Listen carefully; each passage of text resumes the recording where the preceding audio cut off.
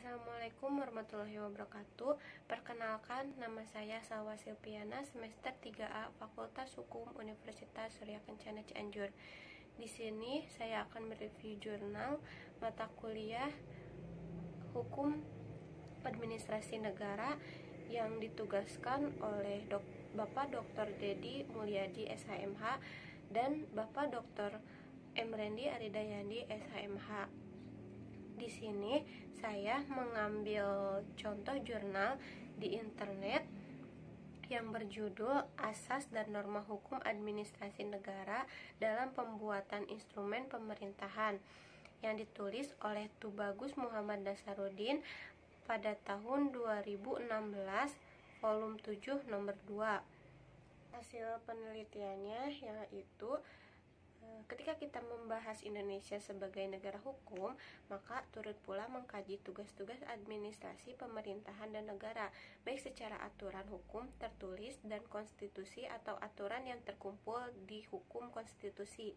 Namun demikian, untuk pelaksanaan isu-isu yang bersifat teknis, hukum konstitusi belum sepenuhnya dilaksanakan secara efektif. Mengingat negara adalah organisasi kekuasaan, maka hukum administrasi negara dibutuhkan sebagai instrumen untuk memantau penggunaan kekuasaan pemerintahan.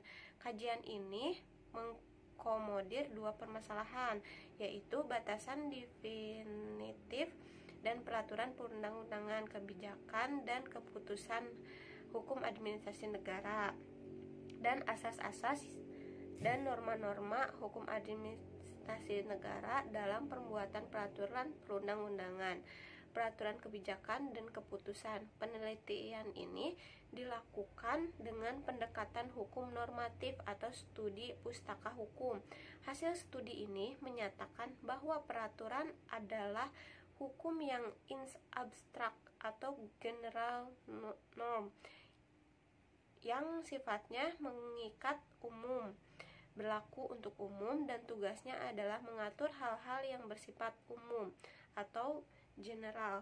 Sementara peraturan kebijakan hanya berfungsi sebagai bagian dari operasional penyelenggaraan tugas-tugas pemerintahan, karenanya tidak dapat mengubah ataupun menyimpangi peraturan perundang-undangan. Akhirnya, klausul pengaman